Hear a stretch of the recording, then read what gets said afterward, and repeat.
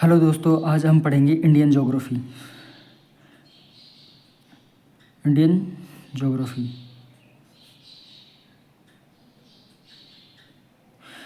Indian geography के अंदर हम आज देखेंगे कि इंडिया की स्थिति और विस्तार के बारे में, कि किस तरीके से इंडिया की स्थिति और विस्तार है, कि किस तरीके से के अक्षांश और देशांतरों में बटा होता है, और किस तरीके से भारत की स्थिति पूरे विश्व में किस जगह पे है। तो आइए अपन पढ़ते हैं। तो अपन देखते हैं सबसे पहले इस पृथ्वी के अंदर, मतलब कि भारत की स्थिति कैसी है। ये हमारी पृथ्वी है, ठीक है।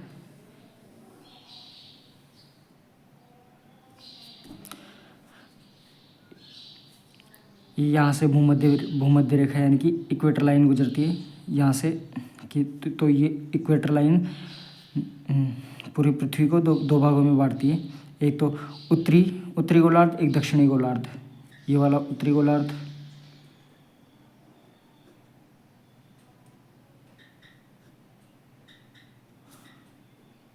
दक्षिणी गोलार्ध।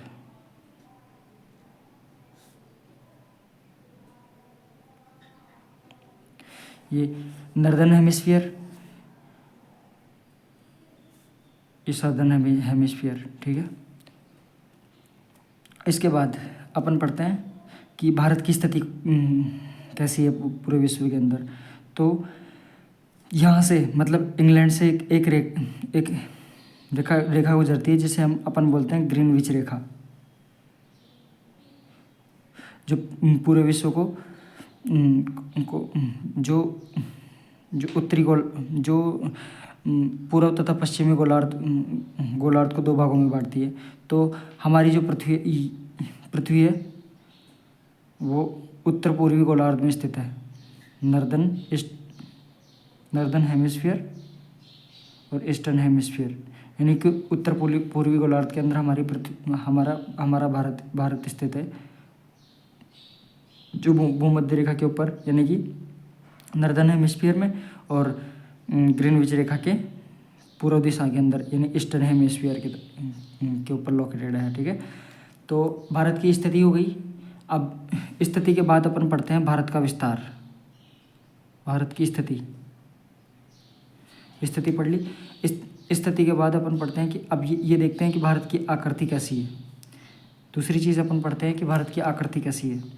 तो भारत की आकृति होती है चतुष्कोणीय, ठीक है। आकृति कैसी होती है? चतुष्कोणीय,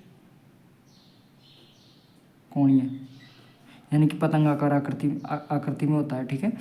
तो ऑब्वियस सी बात है, ये चीज़ें अपन ने पढ़ ली। अब इसके बाद अपन देखते हैं कि भारत का आकार कैसा है, यानी अपने भारत का आकार किस तरीके से है। तो अपन इससे आगे बढ़ते हैं। तो भारत का आकार, तो आकार के बारे में पढ़ने के लिए दो चीज़ें होती है, यानी आकार यानी एरिया।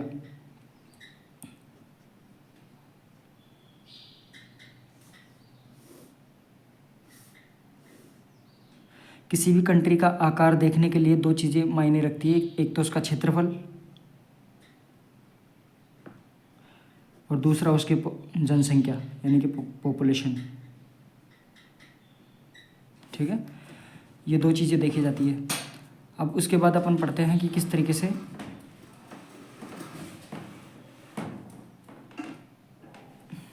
उसके बाद अपन पढ़ते हैं।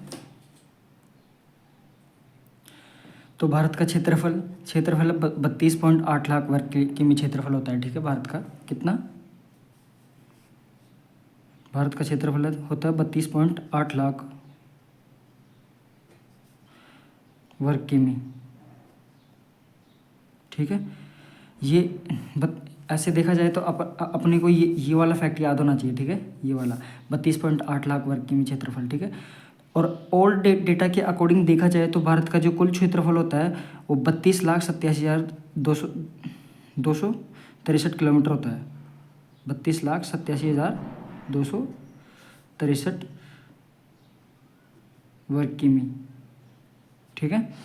और न्यू सैटेलाइट सर्वे के अकॉर्डिंग देखा जाए तो भारत का एरिया +206 किलोमीटर और बढ़ गया, ठीक है। तो अब देखा जाए तो न्यू अपडेट के अकॉर्डिंग देखा जाए तो भारत का कुल क्षेत्रफल है 32,87,469 किलोमीटर। ठीक है, ठीक है, इतना हो गया। तो न्यू अपडेट है 32,87,469 किलोमीटर है। ठीक है। अब इसमें अपन को देखा जाए तो ज़्यादातर हमारी एनसीईआरटी में यही फैक्ट दिया हुआ है। तो 32,27,263 वर्ग किलोमीटर अपन को ये याद रखना चाहिए, ये इम्पोर्टेंट है ज़्यादा। ठीक है। बट न्यू अपडेट के अकॉर्डिंग देखा जाए तो ये अगर कोई एग्जाम में अगर ऑप्शन आ जाए तो अपन को कभी कन्फ्यूजन क्रिएट नहीं हो, इसलिए मैंने ये फैक्ट भी लिख दिया। ठीक है।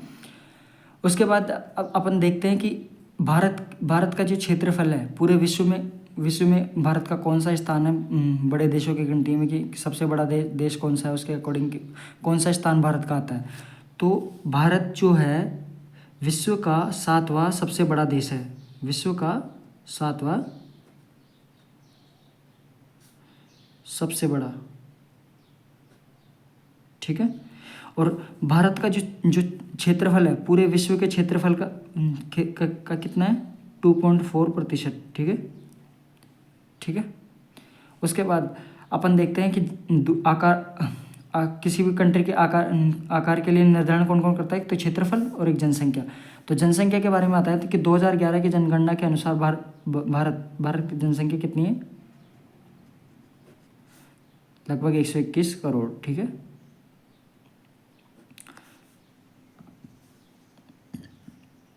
पूरे विश्व में भारत की जनसंख्या के मामले में कौन सी रैंक है, second rank. India second number पे आता है। फर्स्ट देश है चाइना। ठीक है।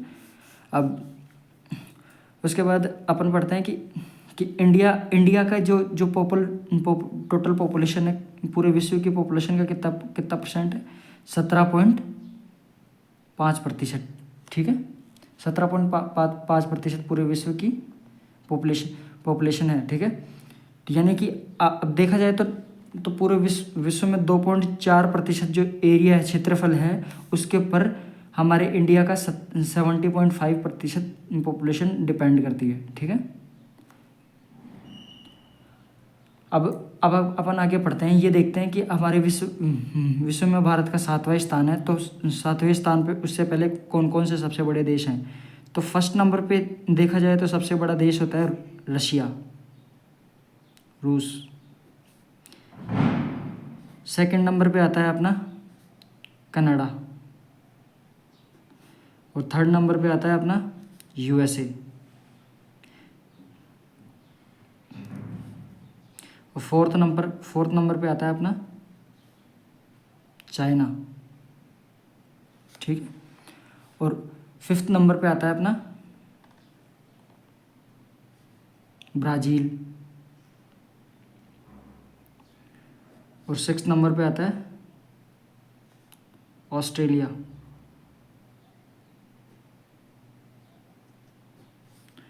और सेवन्थ नंबर पे आता है अपना इंडिया। ठीक है। तो कई बार क्या होता है कि अपने जो मतलब देखा जाए तो यूएसए और चाइना के अंदर कन्फ्यूजन होता है कि कभी कभी चाइना थर्ड नंबर पे आ जाता है, यूएसए फोर्थ नंबर पे आ जाता है। देखा जाए तो अगर महासागरीय क्षेत्र और अलग भूभागों को देखा जाए तो कुल दोनों को मिला दिया जाए, मतलब कि अलग भूभाग और महासागरीय क्षेत्र के आधिपत्य के हिसाब से देखा जाए तो यूएसए का एरिया सब थर्ड नंबर पे है। ठीक है। और चाइना अगर देखा जाए तो भौगोलिक स्तर पे थर्ड नंबर पे आता है। ठीक है।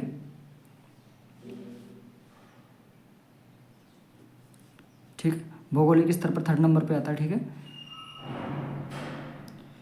तो अपन ने इतना पढ़ा। अब अपन ये देखते हैं कि सबसे पहले भारत की स्थिति के बारे में देखते हैं। स्थिति अपन ने देख ली, भारत की स्थिति देख ली अपन ने, उस भारत की आकृति देख ली, उसका आकार देख लिया। आकार के अंदर अपन ने पढ़ा था क्षेत्रफल और उसकी जनसंख्या। ठीक है। जनसंख्या के हिसाब से भारत का सेकंड स्थान है, और क्षेत्रफल की दृष्टि से देखा जाए तो 7वें स्थान पे। ठीक है। और हमारा भारत जो कौन सी मतलब कि स्थिति कैसी है भारत की, उत्तरी पूर्वी गोलार्ध के अंदर भारत हमारा लोकेटेड है, ठीक है। और आकृति चतुष्कोणीय होती है, ठीक है।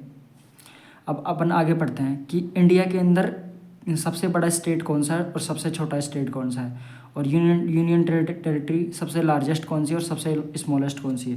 तो ये पॉइंट भी यहाँ अपन देख लेते हैं। तो सबसे लार्जेस्ट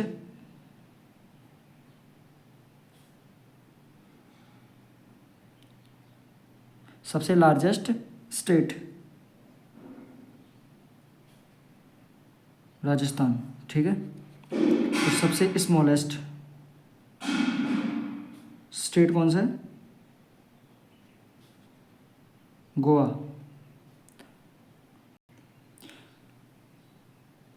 उसके बाद देखते हैं कि लार्जेस्ट यूनियन टेरिटरी कौन सी है, यानी कि केंद्र शासित प्रदेश। तो लार्जेस्ट केंद्र शासित प्रदेश है लद्दाख, ठीक है। और स्मॉलेस्ट केंद्र शासित प्रदेश है यूटी, सॉरी,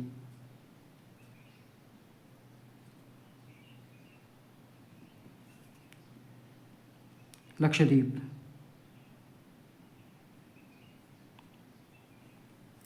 ठीक, इतने अपन ने फैक्ट पढ़े। ये फैक्ट पढ़े कि लार्जेस्ट स्टेट तो अपना राजस्थान है और स्मॉलेस्ट स्टेट गोवा है, ठीक है। और लार्जेस्ट यूनियन टेरिटरी कौन सी है? लद्दाख। और स्मॉलेस्ट यूनियन टेरिटरी लक्षद्वीप, ठीक है। इतने फैक्ट अपन ने पढ़े, ठीक है। इतने फैक्ट पढ़ने के बाद अपन आगे चलते हैं।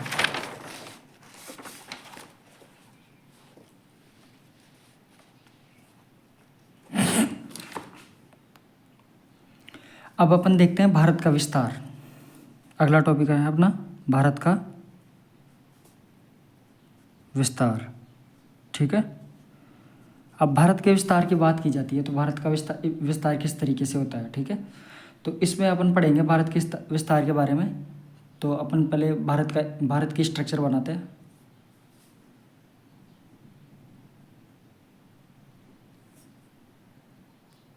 ये अपने भारत का नक्शा बन गया, ठीक है। अब इसमें किस तरीके से इसका विस्तार देखते हैं, किस तरीके से इसमें देशांतर फैले होते हैं, किस तरीके से अक्षांश फैले होते हैं, ठीक है। वैसे देखा जाए तो उत्तर से लेकर दक्षिण तक की भारत की दूरी होती है, अधिकतम दूरी है 3214 किलोमीटर, ठीक है। भारत के सबसे उत्तरी बिंदु से लेकर दक्षिणी बिंदु तक 3200 किलोमीटर, ठीक है। उसके बाद भारत की पूर्व से पश्चिम की टोटल कितनी दूरी है? 2933 किलोमीटर, ठीक है। ये पूर्व से पश्चिम तक की दूरी 2933 किलोमीटर, ठीक है। अब इसके ये देखते हैं कि किस तरीके से मतलब हमारे भारत का उत्तरी अक्षांश और दक्षिणी अक्षांश और पूर्व पश्चिम देशांतरीय विस्तार किस तरीके से है, ठीक है। तो अपन देखते हैं। तो उत्तर में देखा जाए तो भारत का विस्तार है 37 डिग्री 6 मिनट नॉर्दर्न लैटिट्यूड, ठीक है। और इधर दक्षिण में देखा जाए तो कन्याकुमारी पे, ठीक है, मुख्य भूभाग पे तो 8 डिग्री 4 मिनट, ठीक है, नॉर्दर्न लैटिट्यूड। अब भारत का सबसे उत्तरी बिंदु कौन सा है? इंदिरा कोल, ठीक है, सबसे उत्तरी बिंदु है, ठीक है। और भारत का जो मुख्य भूभाग का स्थल है, जो सबसे दक्षिणी बिंदु कौन सा है? कन्याकुमारी,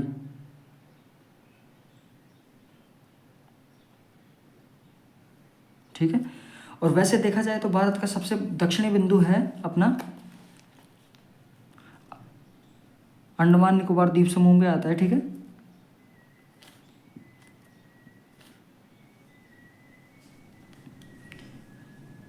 जो है 6 डिग्री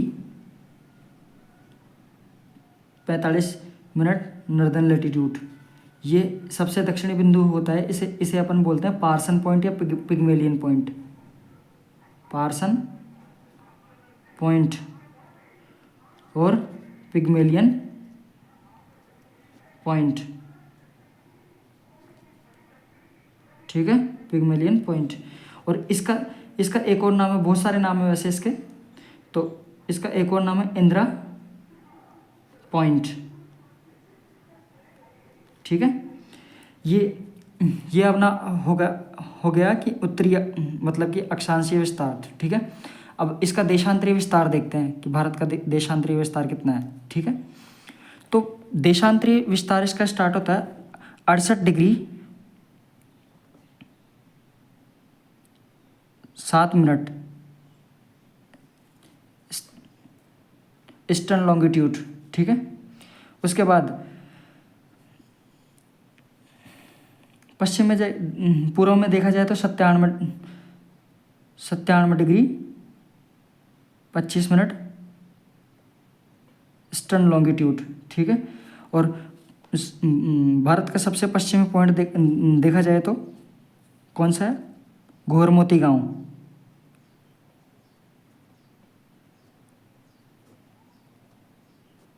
ठीक है। घोरमोती जो कच्छ का रण नामक जो जिला है ना, ये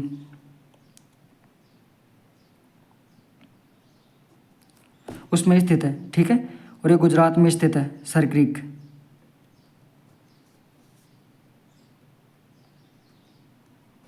ठीक। उसके बाद अब भारत का जो सबसे पूर्वी बिंदु कौन सा है? वो है किबिथु गांव। कौन सा? किबिथु गांव। किबिथु गांव, और ये कौन से जिले में? अंजाव। इतना कोई नहीं पूछता, बस पूर्व पश्चिम पूछते हैं, ठीक है। और ये अरुणाचल प्रदेश के अंदर है,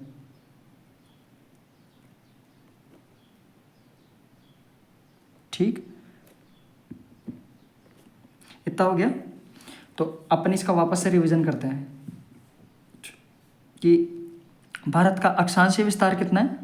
37 डिग्री 6 मिनट से नॉर्दर्न लैटिट्यूड से 8 डिग्री 4 मिनट नॉर्दर्न लैटिट्यूड, ठीक है। उसके बाद पूर्व से पश्चिम का विस्तार कितना है? पूर्व का विस्तार है 97 डिग्री 25 मिनट से ईस्टर्न लॉन्गिट्यूड से 68 डिग्री 7 मिनट ईस्टर्न लॉन्गिट्यूड, ठीक है।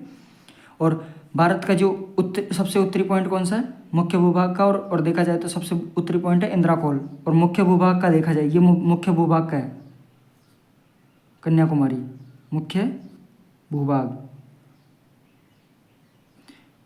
और सबसे दक्षिणी बिंदु देखा जाए तो कौन सा है? इंदिरा पॉइंट भारत का, ठीक है। इतना हो गया।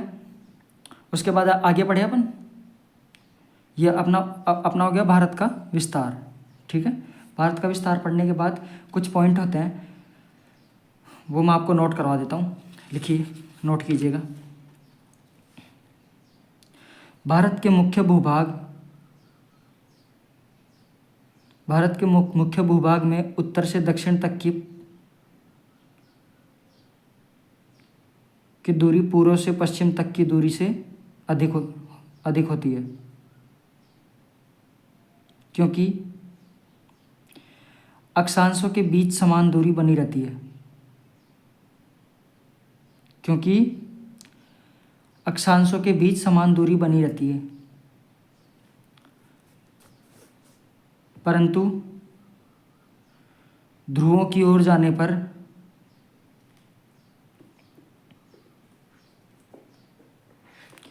देशांतरों के बीच की दूरी कम हो जाती है, ठीक है। अब अक्षांशीय विस्तार का प्रभाव पड़ते हैं अपन, ठीक है। तो हेडिंग डालो, अक्षांशीय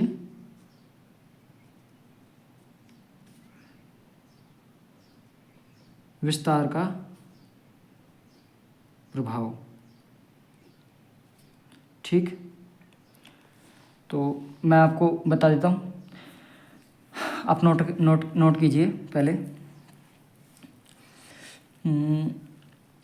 भारत का अक्षांशीय विस्तार लगभग 30 डिग्री का है। इस अक्षांशीय विस्तार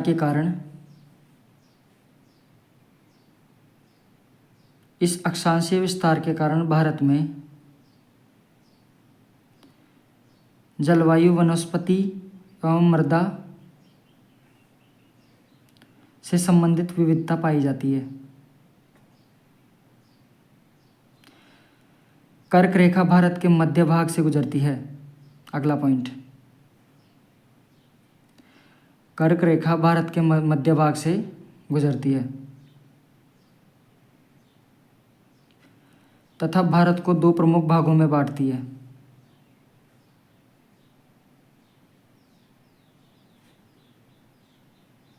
ठीक है, ये पॉइंट हो गए। उसके बाद अगला पॉइंट नोट कीजिए।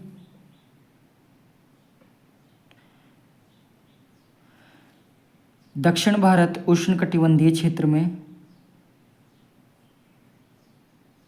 तथा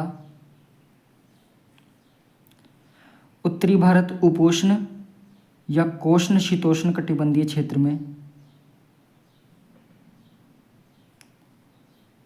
उत्तर भारत उपोष्ण तथा कोष्ण शीतोष्ण कटिबंधीय क्षेत्र में स्थित है। दोबारा बोलता हूँ, नोट कीजिए। दक्षिण भारत उष्णकटिबंधीय क्षेत्र में तथा उत्तरी भारत उपोष्ण तथा कोष्ण शीतोष्ण कटिबंधीय क्षेत्र में स्थित है।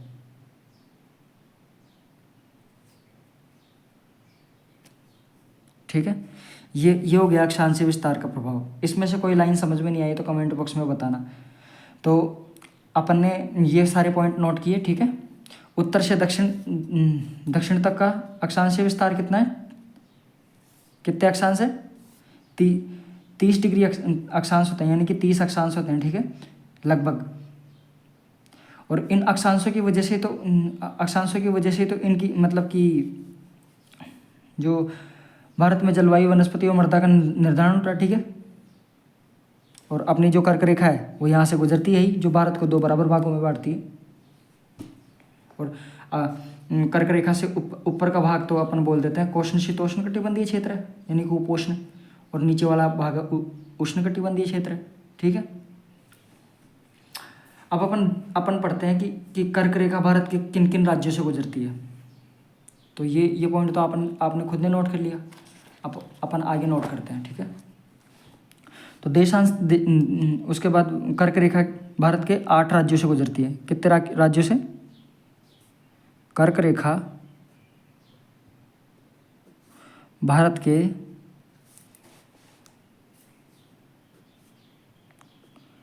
8 राज्यों से गुजरती है। ठीक है, वो 8 राज्य कौन कौन से हैं जिनसे वो गुजरती है, तो लिखते हैं। सबसे पहला कौन सा है? गुजरात। दूसरा कौन सा है? राजस्थान। शॉर्ट फॉर्म लिख दो, समझ जाओगे। तीसरा है अपना MP, मध्य प्रदेश। चौथा है अपना छत्तीसगढ़।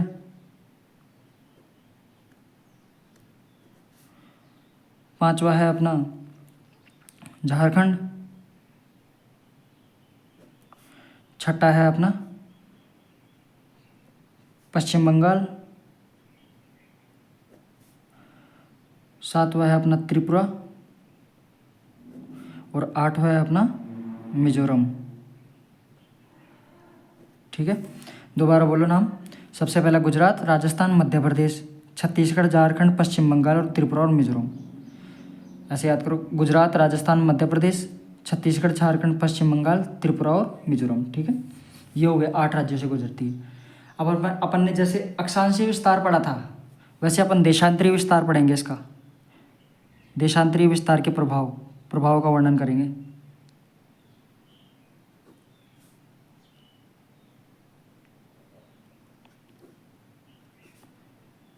तो देशांतरीय विस्तार का क्या प्रभाव पड़ता है, आप थोड़ा सोचो, अपने दिमाग पे जोड़ दो। एक बात कॉमन है, अक्षांशीय और देशांतरीय विस्तार दोनों का बराबर होता है, यानी कि 30 ही अक्षांश होते हैं लगभग भारत के अंदर, और 30 ही देशांतर होते हैं, ठीक है। तो अक्षांश तो क्या क्या क्या काम करते हैं, जलवायु और वनस्पति और मृदा की संबंधित विविधताएं बताते हैं, ठीक है। और ये जो देशांतर होते हैं वो उनके बारे में अपन अब पढ़ते हैं, ठीक है। ये आपने पॉइंट नोट किया, भारत का देशांतरीय विस्तार लगभग 30 डिग्री का, पहले नोट करो एक बार, उसके बाद समझाएंगे। नोट करो, भारत का देशांतरीय विस्तार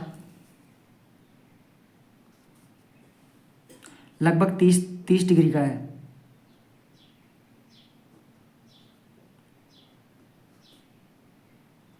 भारत का देशांतरीय विस्तार लगभग 30 डिग्री का है।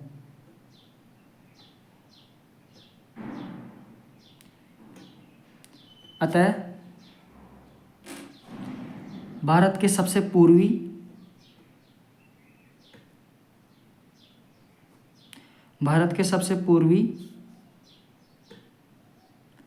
तथा पश्चिमी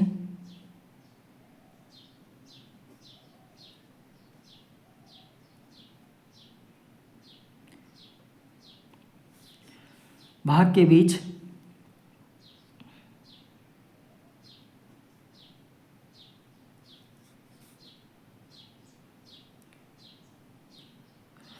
दो घंटे का अंतर होता है।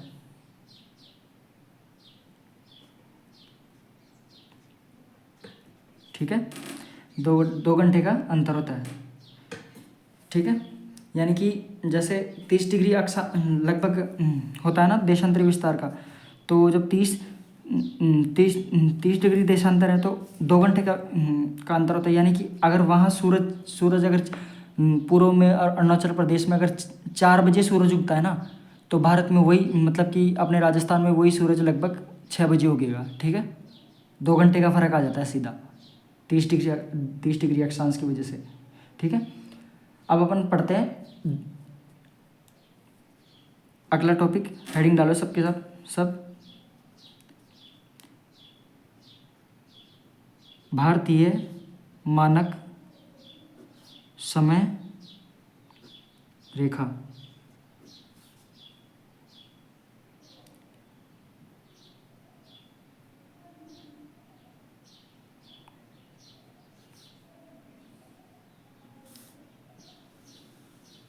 ठीक है, हेडिंग डालनी सबने।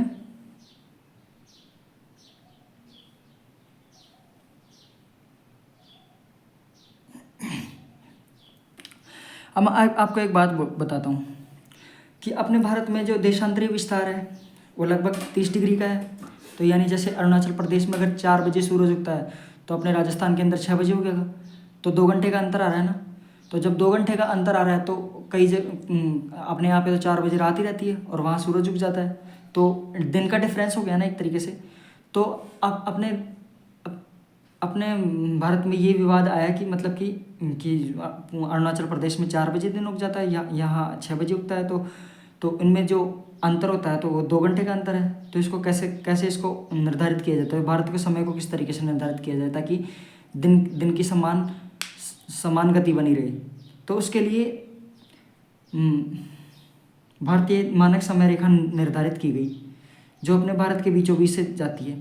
यानी कि अपने जो भारत है ये, तो भारत में यहाँ से जाती है वो, ठीक है, इस जगह से, ताकि आधा भारत इधर और आधा भारत इधर, यहाँ से अपने समय का निर्धारण होगा। अगर यहाँ 1 बज रहा है तो यहाँ भी 1 बजेगा, यहाँ और यहाँ भी एक बजेगा, ठीक है, इस तरीके से।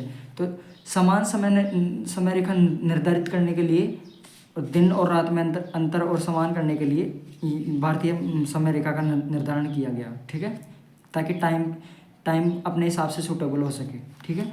तो जो भारतीय मानक समय रेखा है वो 82.82 डिग्री पूर्वी देशांतर पर स्थित है, ठीक है। कौन सी जगह पे, मैं बताता हूँ। नोट कीजिए, भारत के मानक समय का निर्धारण 82.5 डिग्री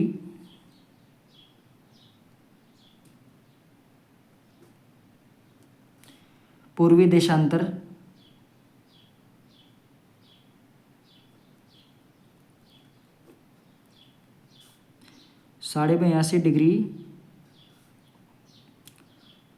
पूर्वी देशांतर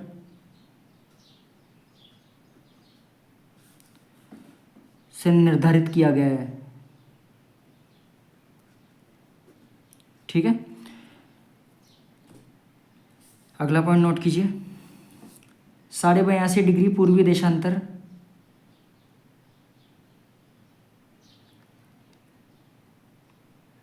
अब ये देखते हैं कि भारतीय समय रेखा जो है, भारतीय मानक समय रेखा कहाँ से गुजरती है। तो अपने जो जैसे ये भारत है, तो ये अपना ये भारत है ना, तो ये यहाँ से जाती है।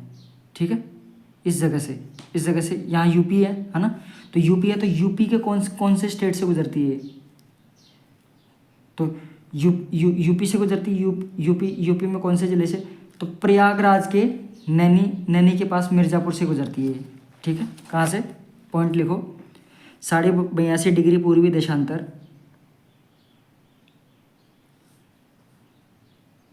यूपी के प्रयागराज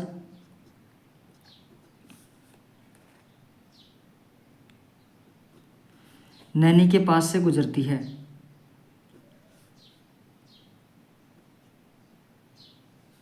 पास से मिर्ज़ापुर से गुजरती है। ठीक है, ये पॉइंट हो गया। तो अब यूपी के प्रयागराज से मिर्ज़ापुर से गुजरती है। तो अब एक बात बताओ, ये मतलब अब एक अपने दिमाग में एक क्वेश्चन आया होगा कि ऑब्वियस सी बात है, जब ये यहाँ से गुजर रही है तो ये कर्क रेखा को भी काटेगी, क्योंकि कर्क रेखा यहाँ से गुजर रही है, भारत के बीचों बीच से गुजर रही है, तो ये इसको भी काटेगी। तो किस जिले में कौन सी जगह पे ये किस जिले को काटती है, तो ये भी मैं आपको बताऊंगा अभी। तो अब कितना समझ में आया आपको ये वाला टॉपिक, इतना समझ में आया? तो उसके बाद भारत का मानक समय रेखा, इतना नोट किया। अब आगे नोट करते हैं, देखिए, भारत का मानक समय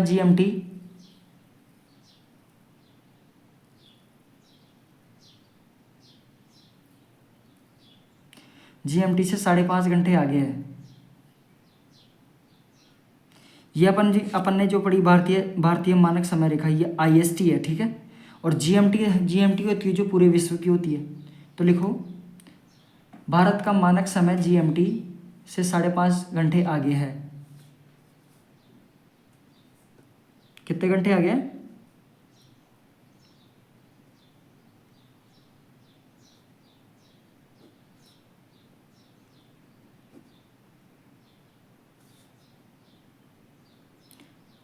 साढ़े 5 घंटे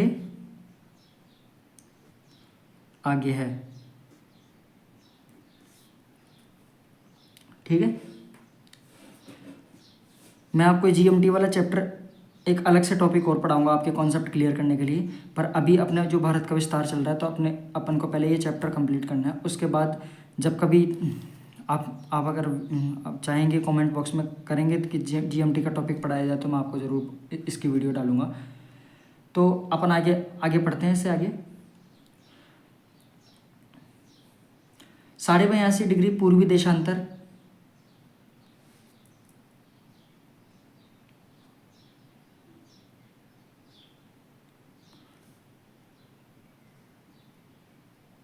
भारत के 5 राज्यों से गुजरती है।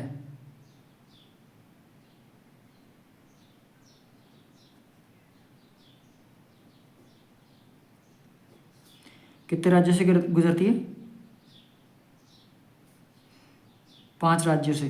और उन राज्यों के नाम आप बता सकते हैं कमेंट बॉक्स में? तो उन राज्यों के नाम है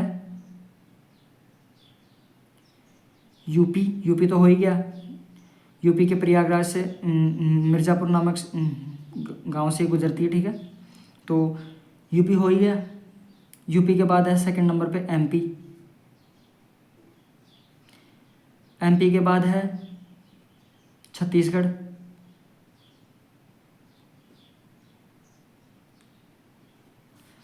छत्तीसगढ़ के बाद है ओडिशा,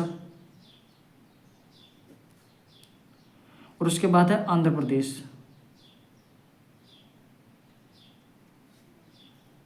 ठीक है, हो गया, ये 5 पॉइंट हो गए। अब आप एक बात बताओ कि आप आपसे मैं एक क्वेश्चन पूछता हूँ कि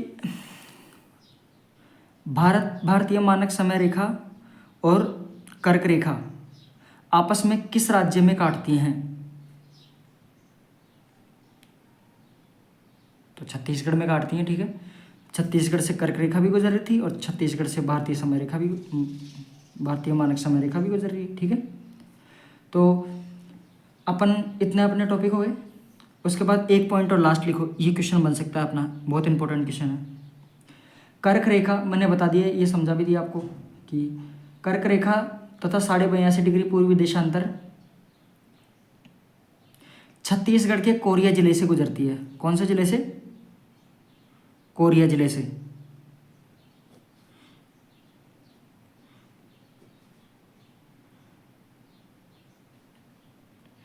कोरिया जिले में क्या क्या मिलती है? एक तो कर्क रेखा और दूसरी भारतीय मानक समय रेखा।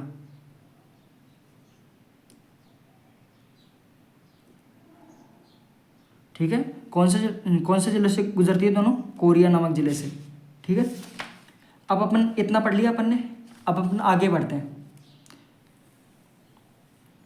ठीक है, तो अपन अब ये देखते हैं कि ज़्यादातर तो वैसे देखा जाए तो नॉलेज के अकॉर्डिंग मतलब कि क्वेश्चन बनने की संभावना तो कम है, पर नॉलेज के अकॉर्डिंग अपन को इनके बारे में पढ़ना चाहिए कि दिमाग में होना चाहिए कि कहीं क्या पता कौन सा क्वेश्चन कोई सी भी एग्जाम में आ सकता है। तो नॉर्मली अपन ब्रीफली देख सकते हैं, वैसे ज़्यादा इंपॉर्टेंट तो नहीं है, बट कोई ना, अपन का ये है कि अपने को अपना पूरा सिलेबस कवर करना है कि कोई क्वेश्चन बाहर से छूट नहीं जाए। ठीक है, तो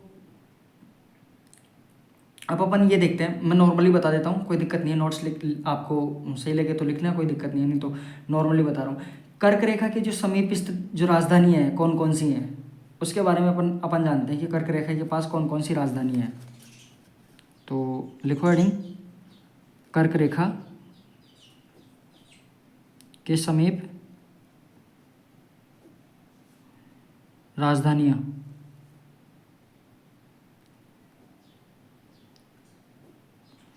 अब आप खुद बता सकते हो कि कर्क रेखा के पास कौन कौन सी राजधानियाँ हैं। ठीक है,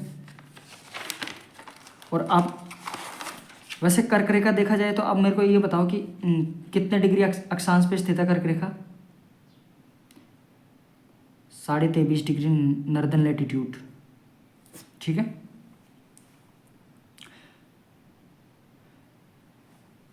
कर्क रेखा के सबसे नज़दीक जो राजधानी है वो है रांची। कौन सी? रांची, जहाँ MS धोनी का जन्म हुआ था, मतलब रांची से ही तो बिलोंग करते हैं वो। ठीक है, रांची सबसे निकटतम राजधानी है कर्क रेखा की। ठीक है, निकटतम राजधानी। ठीक है,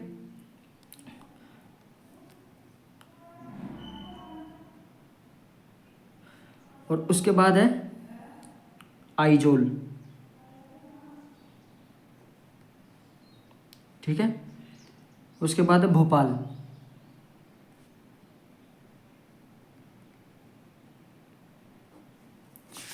ठीक है, और उसके बाद है चौथी राजधानी कौन सी है?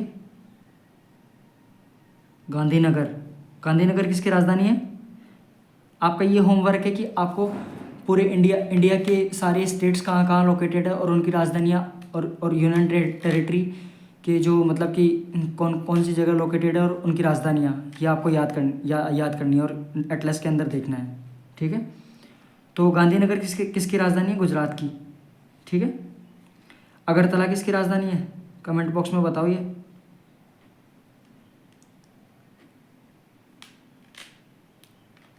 ठीक है, ये हो गए रांची, आइजोल, भोपाल, गांधीनगर और अगरतला। ये सबसे कर्क रेखा के सबसे नज़दीक की राजधानी है, ठीक है। आगे चलें, नोट किए।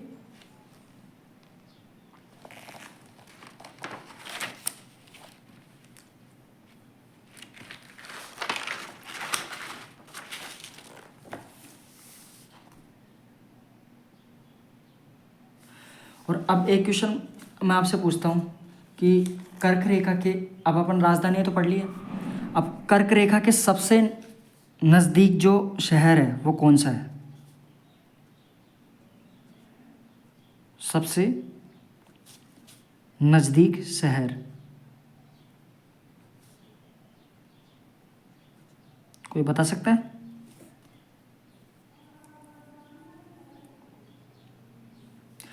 तो ये है त्रिपुरा का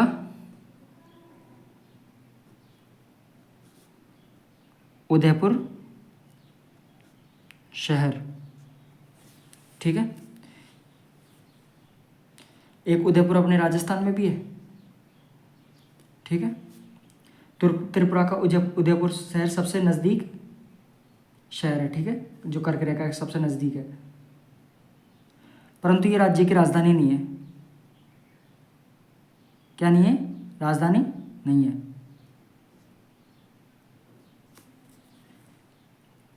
ठीक। अब मैं एक बात आपसे और पूछता हूँ कि कर्क रेखा के समीप अन्य, मतलब कि जो अन्य शहर कौन कौन से हैं, उनके नाम बताओ। बता सकते हैं? सोच के देखो खुद, कौन कौन से हो सकते हैं। अब गुजरात में कौन कौन से शहर हैं आपको पता होगा। अहमदाबाद है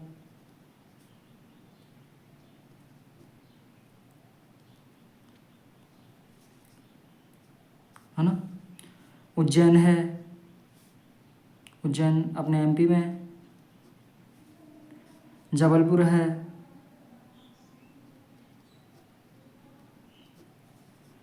ठीक है। शाहजोल है, ये सारे एमपी के अंदर है,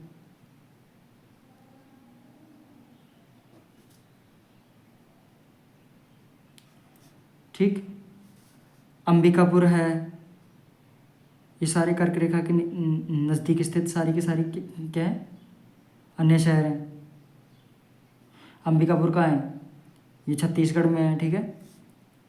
हुगली है,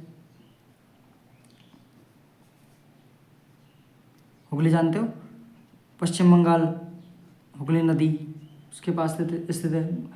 बांसवाड़ा है,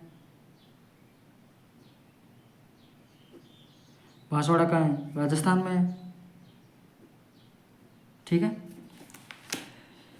तो ये कर्क रेखा से रिलेटेड जो भी क्वेश्चंस थे मैंने आपको सारे कॉन्सेप्ट क्लियर कर दिए। अगर आपको सही लगे तो नोट कर लो इनको, और अगर आपने नोट नहीं करे तो कोई दिक्कत नहीं है, मैं आपको इसकी पीडीएफ बना के आपके पास सेंड कर दूंगा, कमेंट बॉक्स में देख लेना, ठीक है। अब अपन पढ़ते हैं भारत की सीमा। अब अपना टॉपिक कंप्लीट हुआ है, भारत का विस्तार। अपन ने अक्षांश और देशांतरों की स्थिति भी देख ली, और अपन ने जो भारतीय मानक समय रेखा भी देख ली, ठीक है। उसके बाद अपन टॉपिक पढ़ते हैं भारत की सीमा।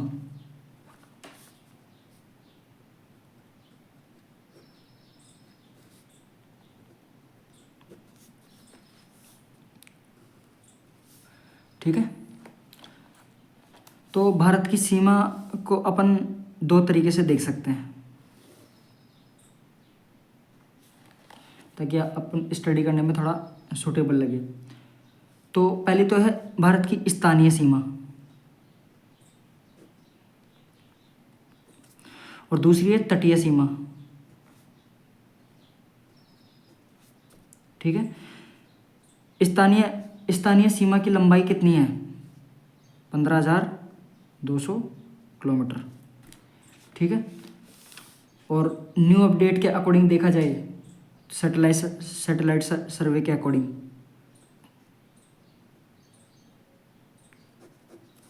तो 15,106.6 किलोमीटर है, ठीक है, लगभग इतनी है।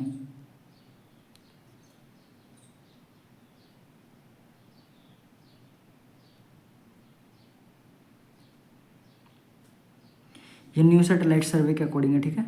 बट एनसीईआरटी के अंदर ये फैक्ट दे रखा है, तो अपने लिए सबसे इम्पोर्टेंट ये होगा, ठीक है। तो अपना जो तटीय सीमा है यानी कि कोस्ट लाइन की जो लंबाई है वो है 7,516 किलोमीटर, 16.6 किलोमीटर। ये भी पॉइंटों में है, पर इसका मुझे नहीं पता, वो तो कोई दिक्कत नहीं है, ये भी काफ़ी फैक्ट तो। बट आजकल फैक्ट वाले क्वेश्चन कम ही आते हैं ज़्यादातर। तो कोस्ट लाइन देखा जाए तो 7516.6 किलोमीटर है, सैटेलाइट सर्वे के अकॉर्डिंग बता रखी है ये चीज़, ठीक है। और वैसे देखा जाए तो इसकी 7,516 किलोमीटर है, ठीक है। अब इस तटीय सीमा को भी अपन दो भागों में बांटते हैं।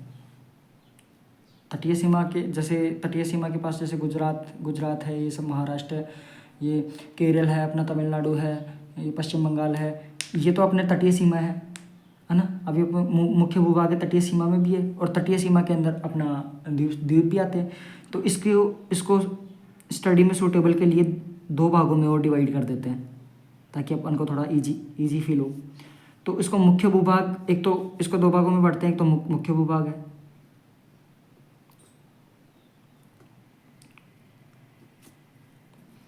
और दूसरे हैं द्वीप,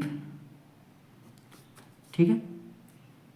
अब मुख्य भूभाग में कितना परसेंट एरिया आता है, और द्वीप में कितना परसेंट आता है, दोनों का मिला के कितना है, तटीय सीमा टोटल कितनी है भारत की, 7,516 किलोमीटर, ठीक है।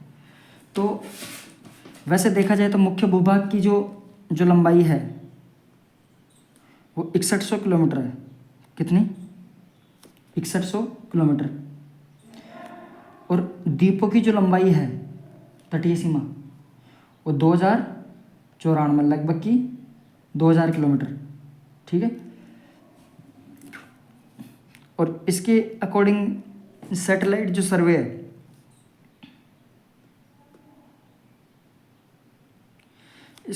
इसके कोस्ट लाइन का रीजन थोड़ा कम दे रखा है, वैसे शायद तक इसका फैक्ट मेरे को याद नहीं है, बट हाँ लगभग 5422 ऐसे कुछ है।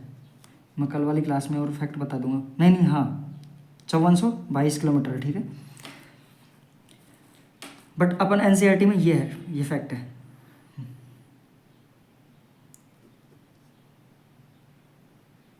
ठीक है, तो अपन को ये याद करना है 6100 किलोमीटर, ठीक है। तो अपना इतना हो गया हुआ। वापस देख लेते हैं भारत की सीमा कितनी है। स्थानीय सीमा है 15,200 किलोमीटर, और तटीय सीमा है 7,516 किलोमीटर, ठीक है। और तटीय सीमा में भी मुख्य भूभाग की और द्वीपों की कितनी है, तो मुख्य भूभाग की 6100 किलोमीटर, द्वीपों की लंबाई है 2094 किलोमीटर, ठीक है। अब अपन आगे पढ़ते हैं। कुछ आप आगे नोट डालिए, कुछ पॉइंट आपके क्लियर करवाने हैं।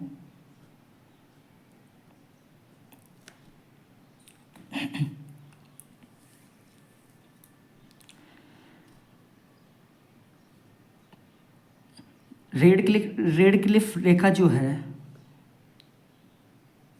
अलग से नोट डालिए, इसमें नहीं है, अलग से पॉइंट है। मैं आपसे एक क्वेश्चन पूछता हूँ, रेड क्लिफ रेखा कौन कौन से देशों को अलग करती है,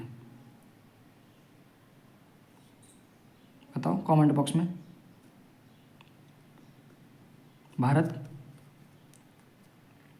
और पाकिस्तान, एक और देश है, भारत और बांग्लादेश। बांग्लादेश पहले पाकिस्तान का ही पार्ट हुआ करता था, फिर उसके बाद 1970 के वार के बाद भारत ने बांग्लादेश की मदद की और इस पाकिस्तान से पृथक कर दिया बांग्लादेश को, ठीक है। तो दोनों के लिए रेड क्लिफ रेखा निर्धारित की गई है, ठीक है। ये सर जॉन रेड क्लिफ ने निर्धारित की थी। उसके बाद सेकंड नंबर पे है अपना मैकमोहन रेखा। ये किस किस को अलग करती है,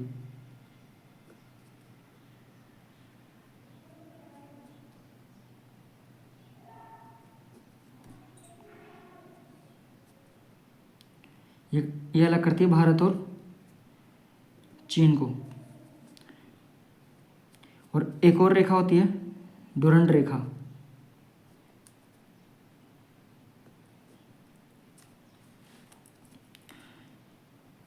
ये भारत और अफगानिस्तान को अलग करती है।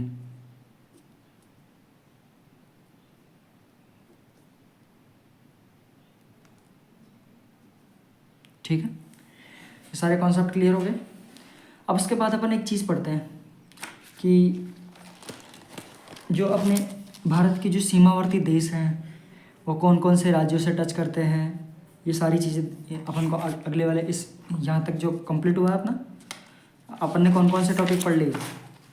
भारत की स्थिति पढ़ ली, उसकी आकृति पढ़ ली, उसके आकार पढ़ लिया, आकार के बाद में भारत का विस्तार पढ़ लिया, भारत के विस्तार के बाद में भारतीय मानक समय रेखा पढ़ ली, उसके बाद भारत की सीमा पढ़ ली। ठीक है, अब अपन ये देखते हैं कि भारत की सीमा पर स्थित कौन कौन से राज्य हैं और कौन कौन से देश से भारत की सीमा लगती है। भारत के सीमावर्ती देश व राज्य। अगली हेडिंग, भारत के सीमावर्ती देश व राज्य। अब अपन भारत के सीमावर्ती देश व राज्य पढ़ेंगे तो अपन इसके अकॉर्डिंग देखा जाए तो अब स्ट्रक्चर बनाने में थोड़ी दिक्कत आएगी और थोड़ा टाइम लगेगा। तो इसको अब सब लोग अपना एटलस निकाल लें, ऑक्सफोर्ड एटलस। अगर किसी के पास है तो कोई दिक्कत नहीं है, किसी के पास नहीं है तो कोई दूसरा हो तो कोई दिक्कत नहीं है। अपन इस वाले टॉपिक को एटलस से पढ़ेंगे। ठीक है, भारत के सीमावर्ती देश और राज्य। क्योंकि कई बार ज्योग्राफी के अंदर कई चीज़ें होती हैं जो स्ट्रक्चर से डायरेक्टली समझ में आती हैं। क्योंकि फैक्ट अगर किसी चीज़ को प्रैक्टिकली अपन देखते हैं तो वो अपन को ज़्यादा अच्छे से याद होता है। तो अपन इस वाले टॉपिक को एटलस से देखते हैं। तो एटलस सबके पास है तो कोई दिक्कत नहीं है, नहीं है तो कोई दिक्कत नहीं है। मैं थोड़ा जूम कर देता हूँ, कोई दिक्कत नहीं है।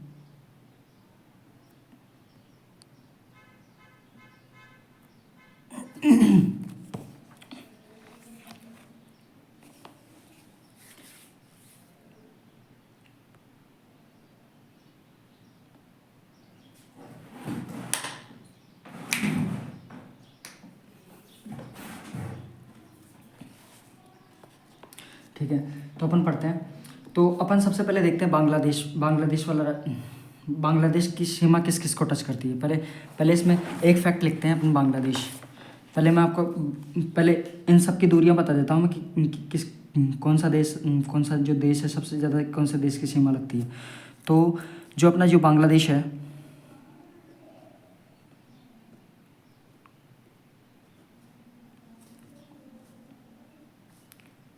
उसकी सर्वाधिक सीमा लगती है, यानी कि बांग्लादेश की सर्वाधिक सीमा लगती है। ठीक है, उसके बाद सेकंड नंबर पे चाइना और थर्ड नंबर पे पाकिस्तान और फोर्थ नंबर पे Nepal. First, second, third, fourth. ठीक है, और फिफ्थ नंबर पे आता है अपना म्यांमार। सिक्स्थ नंबर पे अपना भूटान और सेवन्थ नंबर पे अपना अफगानिस्तान। इनकी दूरियां कोई नहीं पूछता, कोई दिक्कत नहीं हो तो।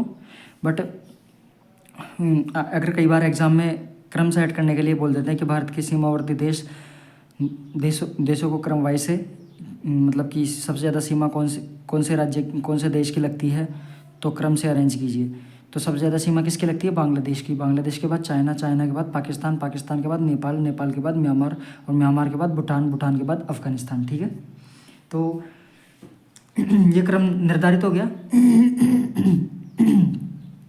अब सबसे ज़्यादा और सबसे कम वाले देश की सीमा याद कर सकते हो, कोई दिक्कत नहीं, पूरा याद करना कोई ज़रूरी नहीं है। वैसे बांग्लादेश की सीमा 4096 किलोमीटर है। कितनी? 4096 किलोमीटर। और अफ़गानिस्तान की 106 किलोमीटर है। और अपना पाकिस्तान तो है ही थर्ड नंबर पे। तो इसकी कितनी सीमा लगती है? 3323 किलोमीटर। ठीक है, अब बांग्लादेश की सीमा पे कौन कौन से राज्य हैं, मैं इस बारे में आपको बताता हूँ। तो पहले अपन एटलस से देखें या फिर से, पहले एटलस से देखते हैं ताकि बाद में आपको थोड़ा सूटेबल हो जाए। तो बांग्लादेश बांग्लादेश ये रहा, ठीक है। बांग्लादेश से कौन कौन से लगते हैं, एक तो अपना वेस्ट बंगाल है, पश्चिम बंगाल, उसके बाद असम, असम से लग रही है सीमा, असम के बाद मेघालय, मेघालय के बाद त्रिपुरा, त्रिपुरा के बाद मिजोरम, इनसे इसकी सीमा लगती है। यानी कि कितने जिलों से, 5 जिलों से, 5 राज्यों से, पश्चिम बंगाल, असम, मेघालय, त्रिपुरा और मिजोरम, ठीक है। उसके बाद चाइना, चाइना चाइना की सीमा किस किस से लगती है, ये अपना ये है चाइना। चाइना की सीमा एक तो लद्दाख से लगती है, हिमाचल प्रदेश, उत्तराखंड। चाइना की सीमा किस किस से लगती है, लद्दाख, हिमाचल प्रदेश, उत्तराखंड और सिक्किम, लग रही है ना सीमा ऊपर से, अरुणाचल प्रदेश, इसकी सीमा चाइना से लगती है, ठीक है। कितने कितने राज्यों से लगती है,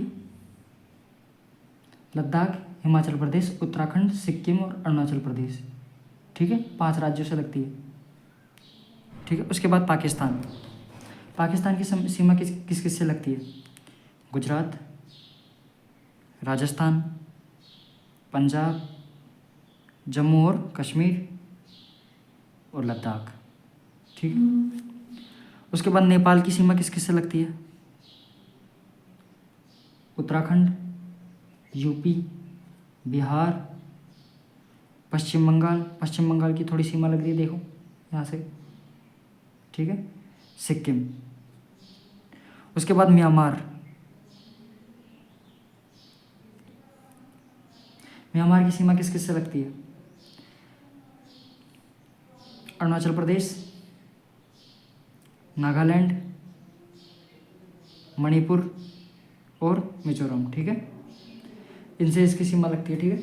अब उसके बाद भूटान आता है, भूटान, भूटान की सीमा किस किस से लगती है, सिक्किम, पश्चिम बंगाल, असम, अरुणाचल प्रदेश, ठीक है, 4 राज्यों से लगती है। और अफगानिस्तान की सीमा यहाँ हल्की सी सीमा लग रही है यहाँ पे, तो ये किससे लगती है, ये गौर से देखो यहाँ पे इस जगह पे, तो इसकी सीमा लगती है लद्दाख से, सबसे कम सीमा लगती है 106 किलोमीटर, ठीक है। ये अपना एटलस से देख लिया अपन ने ये सारे टॉपिक, ठीक है। अब अपन इस जगह पे, हाँ, लद्दाख लद्दाख से लगती है ना अफगानिस्तान की सीमा, ठीक है। उसके बाद आगे बढ़ते हैं, ये हो गया। अब एटलस को करते हैं बंद, कोई दिक्कत नहीं, ये किसी के पास होना चाहिए एटलस, सबके पास होना चाहिए ऑक्सफोर्ड एटलस, क्योंकि प्रैक्टिकल अगर ज्योग्राफी को पढ़ते हैं तो ज़्यादा सूटेबल तरीके से याद होता है, क्योंकि मैपिंग से हर चीज़ अच्छे से याद होती है ज्योग्राफी के अंदर।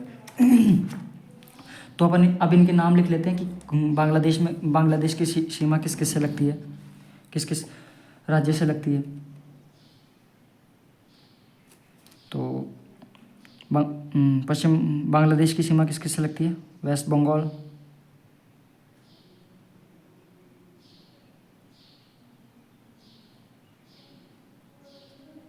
ठीक है, और असम, आप बताइए, मेघालय, त्रिपुरा और मिजोरम, ठीक है। चीन की सीमा किस किस से लगती है, लद्दाख, हिमाचल प्रदेश, उत्तराखंड, सिक्किम और अरुणाचल प्रदेश।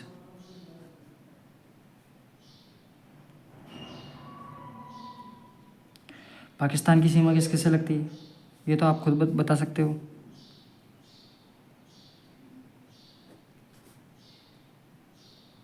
गुजरात, राजस्थान, पंजाब,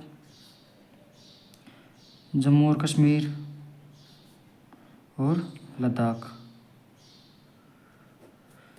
ठीक है। और नेपाल की सीमा किस किस से लगती है? उत्तराखंड,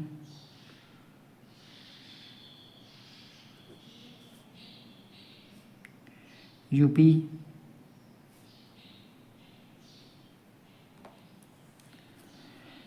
बिहार और पश्चिम बंगाल।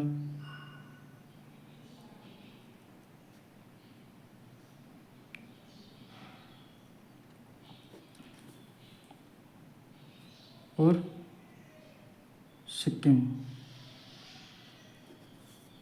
ठीक है। म्यांमार की सीमा किस किस से लगती है? अरुणाचल प्रदेश,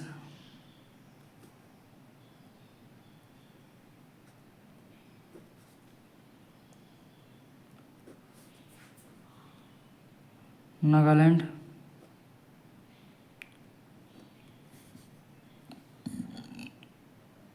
मणिपुर और मिजोरम। ठीक है। और भूटान की सीमा किस किस से लगती है? सिक्किम,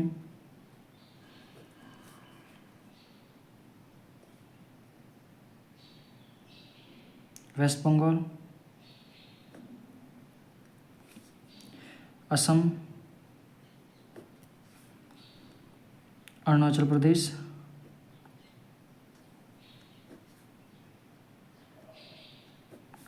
ठीक है। और अफगानिस्तान की सीमा तो एकमात्र लद्दाख से लगती है। ठीक। ये अपना हो गया भारत के सीमावर्ती देश व उनके राज्य। ठीक है, इतना पढ़ लिया। उसके बाद अपन तटीय सीमा देखते हैं कि तटीय सीमा के जो फैक्ट है, कुछ फैक्ट है, तो वो अपन नोट करते हैं आगे।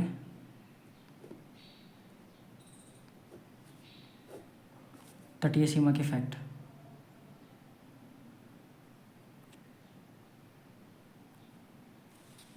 ठीक है।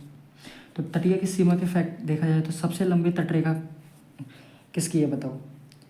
कि सबसे, अगर भारत में देखा जाए तो सबसे लंबी तटरेखा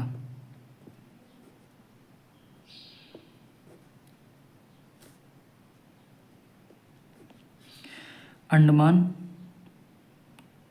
और निकोबार द्वीप समूह। लिख लोगे ना? अंडमान निकोबार द्वीप समूह। ठीक है। और मुख्य भूभाग में सबसे लंबी तटरेखा, मुख्य भूभाग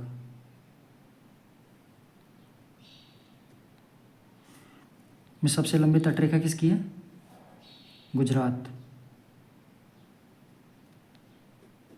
ठीक है। और सबसे छोटी तटरेखा बताओ, ओवरऑल सबसे छोटी?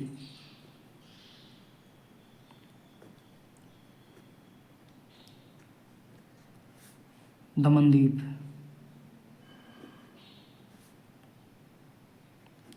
ठीक है।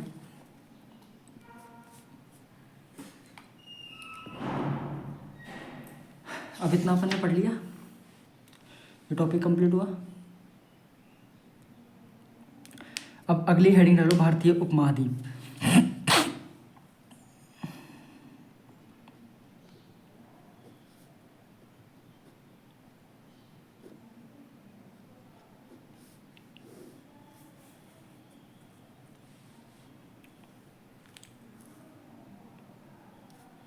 ठीक है। अगली हेडिंग है भारतीय उपमहाद्वीप। तो भारतीय उपमहाद्वीप के बारे में पढ़ते हैं कि भारतीय उपमहाद्वीप की परिभाषा और उसके बारे में बताते हैं कि किस तरीके से क्या होता है। तो इस बारे में तो नोट कीजिए। किसी महाद्वीप का वह भाग या वह हिस्सा जो भौगोलिक दृष्टि से अपनी एक पृथक पहचान रखता है। भौगोलिक दृष्टि से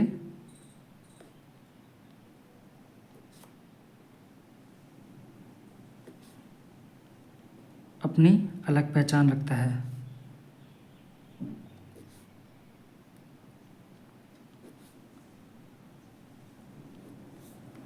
ठीक है, अगला पॉइंट नोट कीजिए। भारत तथा निकटवर्ती देशों को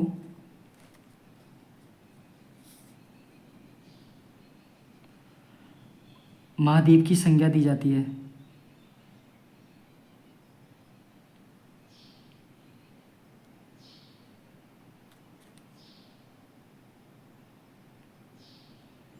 महाद्वीप की संज्ञा दी जाती है।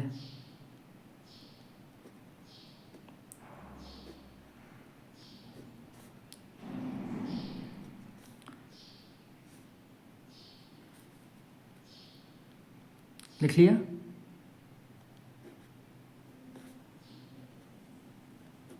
महाद्वीप की संज्ञा दी जाती है क्योंकि इन देशों के उत्तरी भाग में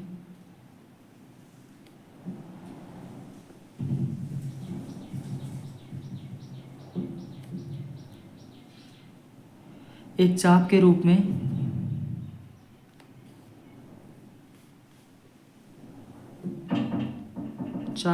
में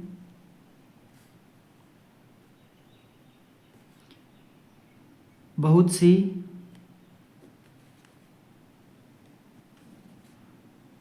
पर्वत श्रेणियां पाई जाती हैं।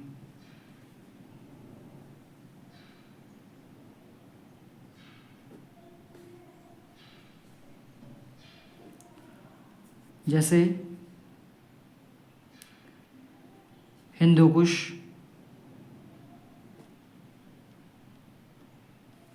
और सुलेमान।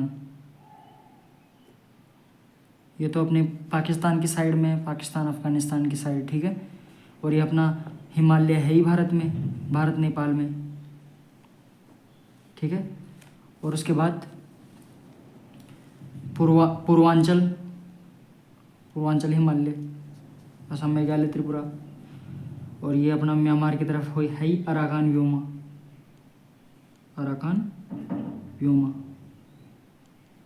चाप की तरह संरचना बढ़ती है ऐसे, ठीक है। अगला पॉइंट नोट कीजिए। और नीचे अपना हिंद महासागर है ही, हिंद महासागर। भारत के दक्षिण भाग में हिंद महासागर स्थित है, जो भारत को अन्य देशों से पृथक करता है।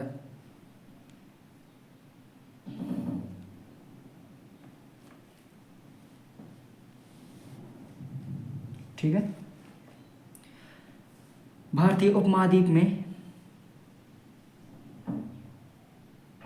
7 देश सम्मिलित हैं।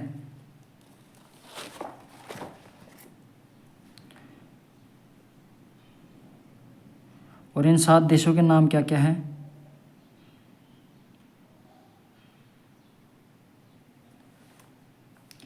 भारत पहला, पाकिस्तान, नेपाल,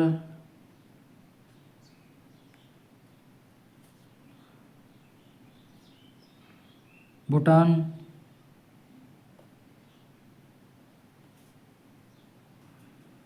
बांग्लादेश, श्रीलंका,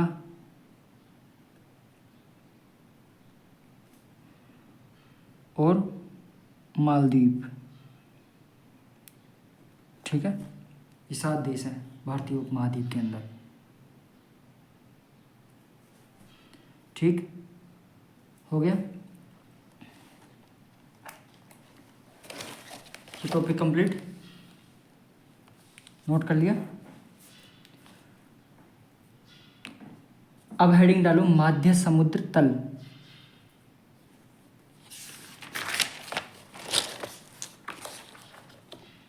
मेन सी लेवल, माध्य समुद्र तल, मेन सी लेवल। ठीक है, डाल लिया हेडिंग। मध्य समुद्र तल मीन सी लेवल। अब आपके दिमाग में ये क्वेश्चन बन रहा होगा कि मध्य समुद्र तल होता क्या है। तो मैं आपको एक बात बताऊं कि जो उच्च ज्वार और निम्न ज्वार समुद्र में आते हैं ना, कि जैसे लहर समुद्र में उठ के आती है, उच्च ज्वार भाटा, तो जो उच्च ज्वार और उसके बाद वो लहर वापस जाती है समुद्र में, तो उसके बाद जो निम्न ज्वार होता है उसके बीच की जो स्टेज होती है उसे बोलते हैं माध्य समुद्र तल। यानी कि समुद्र की वह मीडियम स्थिति जहाँ पे उच्च ज्वार और निम्न ज्वार के बीच की स्थिति होती है उसे बोलते हैं माध्य समुद्र तल। और इस माध्य समुद्र तल के अंदर एक सबसे इम्पोर्टेंट फैक्ट ये होता है कि जितने भी पर्वत पठार या फिर विभिन्न भौगोलिक स्थल होते हैं उनकी ऊंचाई है ना माध्य समुद्र तल से ही मापी जाती है। ठीक है, माध्य समुद्र तल से ही मापी जाती है। आज़ादी से पहले ये माध्य समुद्र तल कहाँ से नापा जाता है, मैंने बता दिया था आपको, कराची से मापा जाता है। स्वतंत्रता के बाद ये मुंबई से मापा जाने लग गया।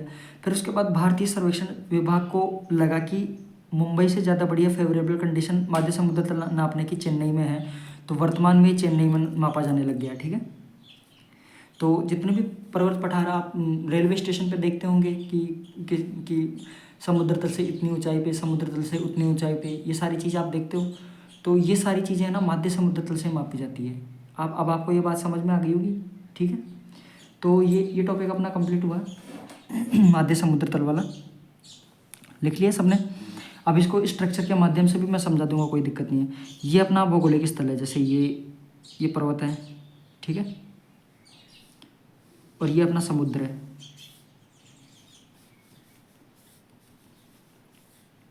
ठीक,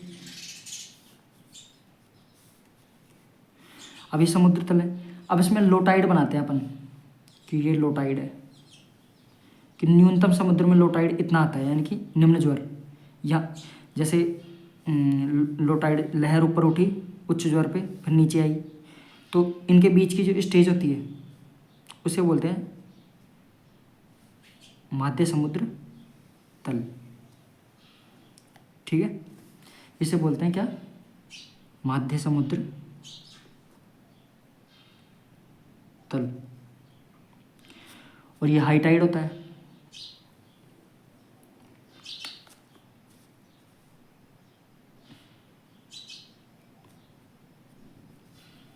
ठीक, ये हाई टाइड होता है, यानी कि उच्च ज्वार,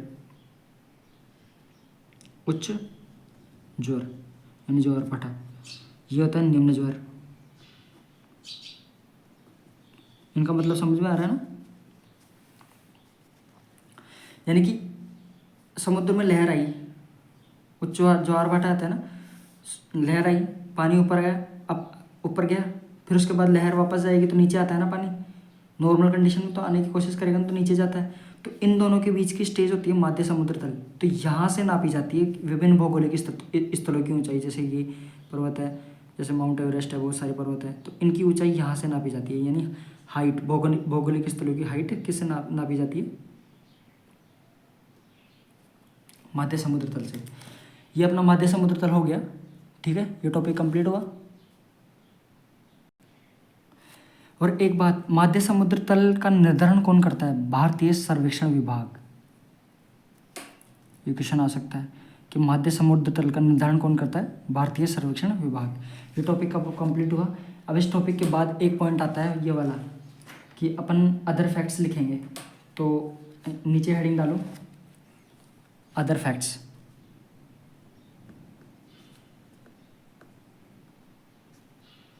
ठीक है, लिखो पहला पॉइंट, भारत का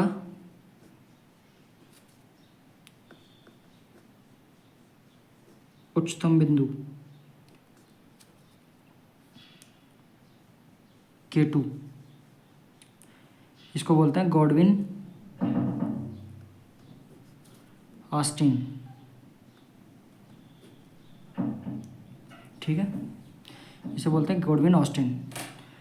ये देखा जाए तो अभी पाकिस्तान के पीओके वाले क्षेत्र में स्थित है। पाकिस्तान के कंट्रोल में, पाक ऑक्यूपाइड कश्मीर के अंदर। बट देखा जाए तो भारत की सबसे ऊंची चोटी है ये K2 गॉडविन। और भारत में स्थित सबसे ऊंची चोटी है, भारत में स्थित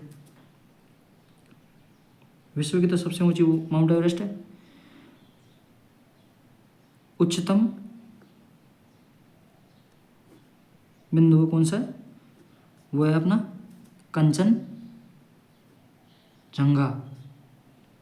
कंचनजंगा चोटी, ठीक है। उसकी ऊंचाई कितनी है? और ये अपना K2 है, K2 की ऊंचाई तो 8,611 किलोमीटर है। और जो अपना कंचनजंगा है उसकी ऊंचाई है 8500 ऐसा कुछ है, 8598, हाँ किलोमीटर नहीं मीटर, किलोमीटर में तो बहुत ऊंचाई हो जाएगी, ठीक है। और ये दो फैक्ट हो गए।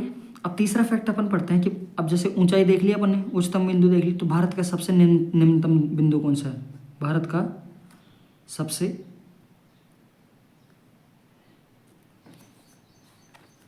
निम्नतम बिंदु, आप बताओ कहाँ है ये सबसे निम्नतम बिंदु?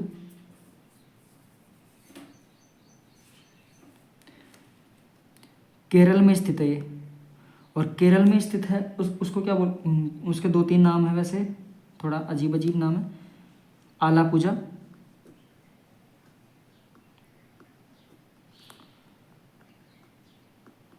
कोट्यम,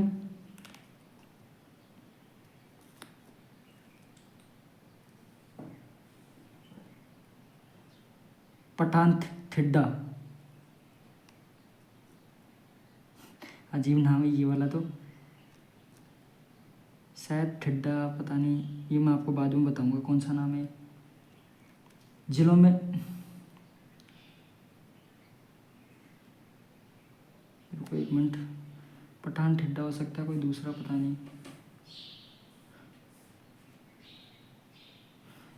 वैसे आप एक ही नाम याद कर लेना इसमें, आलापुझा, कोट्यम, इनको छोड़ो, कोई दिक्कत नहीं है, नहीं याद हो तो छोड़ देना, रहने दो। आप तो एक नाम याद कर लेना इसमें, सबसे इम्पोर्टेंट वही नाम है। सबसे निम्नतम बिंदु आएगा तो एग्जाम में यही आएगा, कुटनाड़।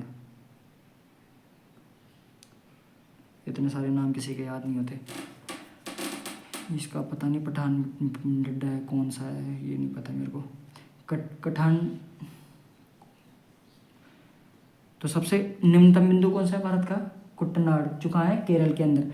ये -2 मीटर पे स्थित है, ठीक है, -2 मीटर, यानी कि समुद्र लेवल से भी 2 मीटर नीचे, समझ गए। और यहाँ समुद्र तल से नीचे चावल की खेती की जाती है। क्वेश्चन बन सकता है।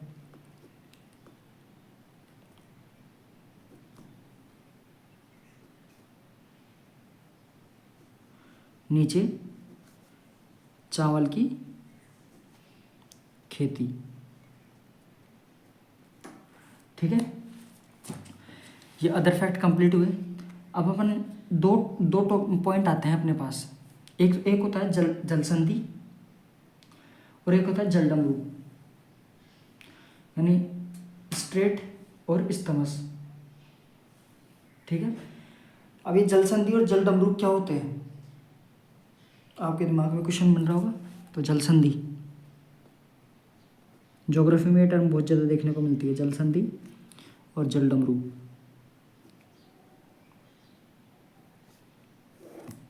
क्या होते हैं ये दोनों? तो जल संधि के बारे में देखते हैं अपन। ये मान लो कोई स्थल है, ठीक है, स्थल बना दिया। इधर भी कोई स्थल है, कोई भूभाग है,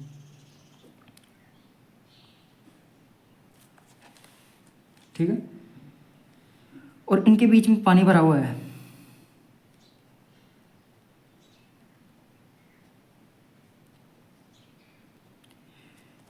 यानी कि जो जल दो स्थलों को अलग कर दे, यानी कि वह जल या फिर वह जल सोर्स या फिर जल सोर्स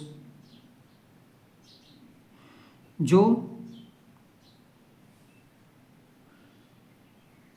भौगोलिक, 2 या 3 कितने भी हो सकते हैं, 2 विभिन्न भौगोलिक स्थलों को अलग कर दे।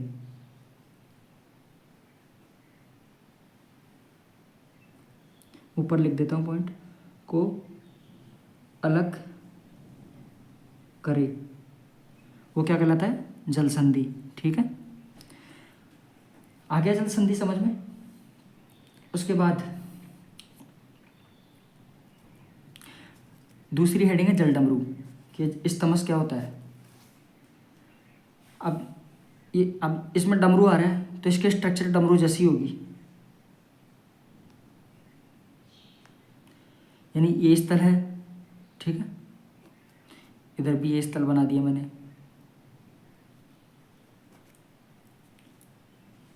और ये भी स्थल है। यहाँ तो पानी स्थल जुड़ ही नहीं रहा था और यहाँ स्थल जुड़ रहा है। इसमें उल्टी कंडीशन है, इन दोनों जल संधि और जल डमरू में उल्टा अंतर रहता है। इधर ये पानी भरा हुआ है, यानी कि वह भौगोलिक स्थल जो जल सोर्स को अलग कर दे, जल सोर्स को 2 भागों में बांट दे, वह भौगोलिक स्थल